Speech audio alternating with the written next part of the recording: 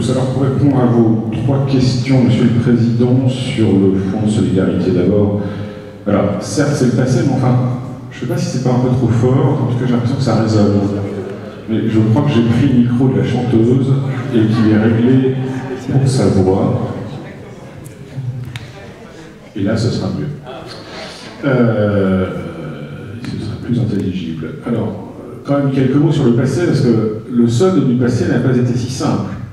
Monsieur le Président, vous savez que le dispositif est arrivé à forclusion le 31 décembre de l'an dernier. Il y avait énormément d'inquiétudes sur le fait que ça allait être payé ou pas. On a pu obtenir en fin de gestion l'année dernière que les crédits sur le paiement de la retraite du combattant, alors c'est très technique, etc., mais qui n'avaient pas été mobilisés parce que le nombre de bénéficiaires diminue, soient affectés à l'ONAC en avance de phase pour garantir le paiement du fonds de solidarité, 14 millions qui ont été utilisés pour solder ces dossiers. La ministre a demandé à l'ONAC de mobiliser des ressources humaines supplémentaires. Ça a été fait, là aussi c'est très technique, c'est sur des ronds-punts de temps complet, enfin bref, Yvon Damelou, ancien maire, doit savoir comment on génère ce genre de choses quand on a un plafond d'emploi strictement fixé qu'on ne peut pas dépasser.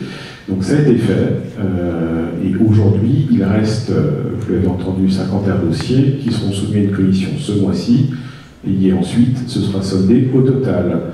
On aura dépensé sur le fonds de solidarité 39,41 millions d'euros, c'est-à-dire ce qui était fixé dans l'étude d'impact de la loi qui estimait les besoins à 40 millions d'euros, donc promesse tenue. Ça peut paraître long pour les intéressés, surtout ceux des dernières commissions, mais je tiens à le souligner, promesse tenue. La demande que vous formulez liée à l'extension, nous l'entendons, c'est en cours de réflexion, d'examen. Tout ça se fait aussi dans des contraintes budgétaires qui sont, pour le prochain budget, particulièrement extrêmes, et qui fait que le budget se négocie, en tout cas sur la mission qui est confiée à la secrétaire d'État, au million d'euros près. Voilà. Et évidemment, l'extension, c'est pas l'affaire d'1 million, compte tenu du nombre de bénéficiaires potentiels.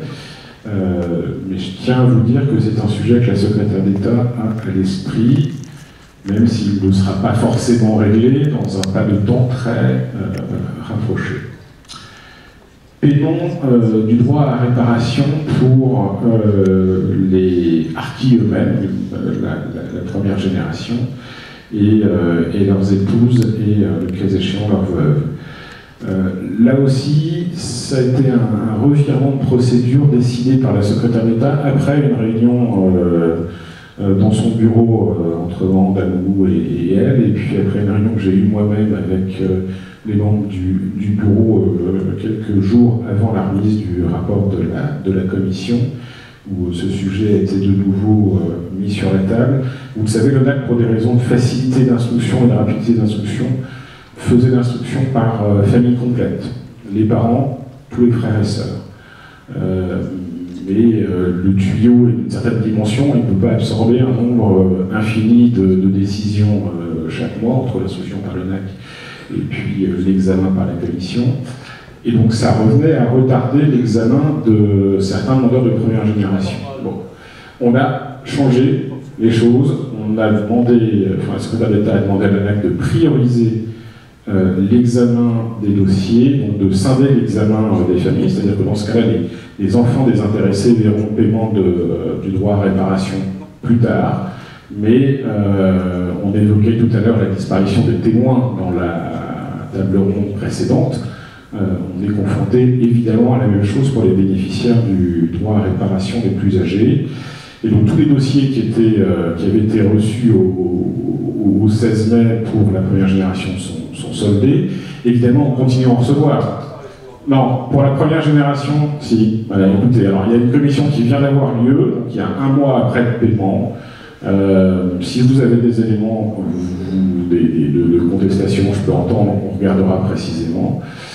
Moi, les informations que nous donne l'ONAC, c'est que cela a été fait, je dis bien, première génération, et pour la première liste de camps. Vous avez une mauvaise information, monsieur. C'est pas vrai, mon fils a 83 ans, il a encore touché.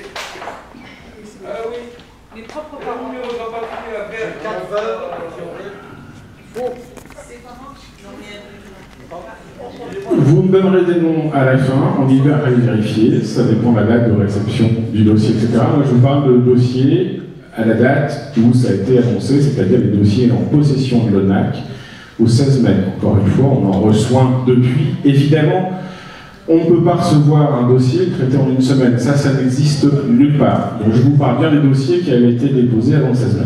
S'il y a des difficultés, il faut nous en faire part, on les regardera et on les mettra sur le haut de la pile. Vous avez notre engagement là-dessus. Alors, c'est vrai qu'il faut que chaque délégation d'agir fasse ce travail-là, c'est-à-dire si vous entendez parler de personnes qui ont fait leur dossier il y a déjà quelques mois et qui n'ont toujours pas été traités. J'ai un cas à 1 an et demi, ça va. Eh bien oui, justement, tous ces cas-là, il faut nous les faire savoir. Vérifier, voilà. Mais vous les passez, vous les faites remonter par Morand Damoumou et on regardera immédiatement, on fera un point sur ces situations individuelles. Encore une fois, nous y sommes extrêmement attachés et c'est normal que nous le fassions.